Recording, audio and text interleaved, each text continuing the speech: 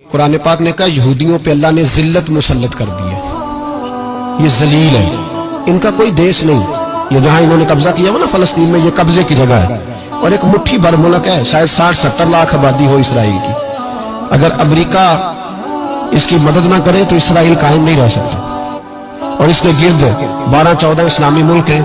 بیت المقدس مسجد اقصیٰ معمولی جگہ نہیں، حضور نے فرمایا 3 سفر کرو تو سمجھنا ہم عبادت کر رہے ہیں۔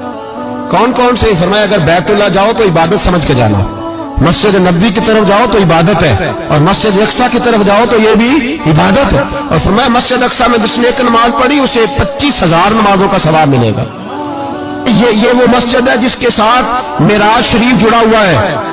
قرآن پاک نے کہا کہ اس مسجد میں سبحان اللہ اسریٰ بعبدہ لیلا من المسجد الحرام الی المسجد الاقصیٰ۔ مسلمانوں، قرآن کہتا ہے کہ تمہارے معراج کی شان رسول پاک کی مسجد اقصیٰ سے جڑی ہے۔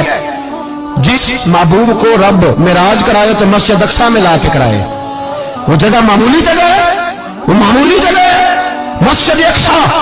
نبی پاک نے وہاں نبیوں کی امامت کرائی، 17 مہینے اس مسجد کی طرف منہ کر کے تیرے اور میرے رسول نے نمازیں پڑھی۔ چھوٹی جگہ ہے اور پوری دنیا کا مسلمان اسے چاہیے شرم سے گڑ جائے۔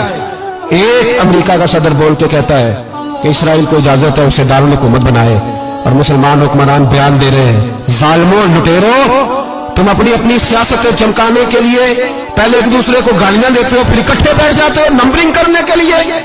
تم دین کے اس مسئلے میں سارے اکٹھے کیوں نہیں بیٹھے؟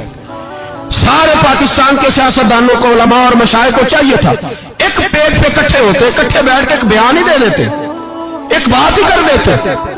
پھر میرا سلوٹ ہے ترکی کے صدر کو، پھر میرا سلوٹ ہے ترکی کے صدر کو۔ عجیب بات ہے نا کہ اس کے پاس ایٹمی طاقت آپ سے کمزور ہے، آپ کی تگڑی ہے۔ اس کے پاس جو فوجی طاقتیں ہیں وہ اپنی جگہ پر، آپ کی فوجی طاقتوں کا لوہا مانتی ہے دنیا، لیکن پھر مجھے کہنے دو نا، میدان میں بندہ ایٹمی طاقت سے نہیں لڑتا، ایمان کی قوت سے لڑتا ہے۔ وہ بول اٹھا ہے نا، کیا کر لیا اس نے اپنی پارلیمنٹ سے خطاب کیا ہے۔ اس نے بہت عرصہ پہلے کہا تھا مسجد اقصیٰ میری خواب میں آئی تھی اور رو کے کہتی تھی آئے مجھے کوئی صلاح الدین ایوبی کا ماننے والا، کوئی آئے مجھے بچائے۔ کہتے میری خواب میں آئی تھی اور روتی تھی، کہتی تھی کوئی آئے۔ اور ایک شاعر نے کہا ہے مسجد اقصیٰ نبی پاک کو بھی بلاتی ہے، کہتی ہے ایک بار پھر طیبہ فلسطین میں آ، راستہ دیکھتی ہے پھر مسجد اقصیٰ تیرا، ایک بار پھر سے طیبہ سے فلسطین میں آ، راستہ دیکھتی ہے پھر مسجد اقصیٰ تیرا۔ کوئی بول رہا ہے نہیں اتنا مقدس مقام، چھوٹے چھوٹے بیان، اور کہیں اکٹھے ہو جاؤ، پیش کوئی کر رہا ہوں بڑی جلدی اس امریکہ کو لوگ ٹوٹتا ہوا دیکھیں گے، اس سے بکھرتا ہوا دیکھیں گے، اس سے لرزتا ہوا دیکھیں گے، اس لیے کہ مقابلے رب رسول سے اتنے آسان نہیں۔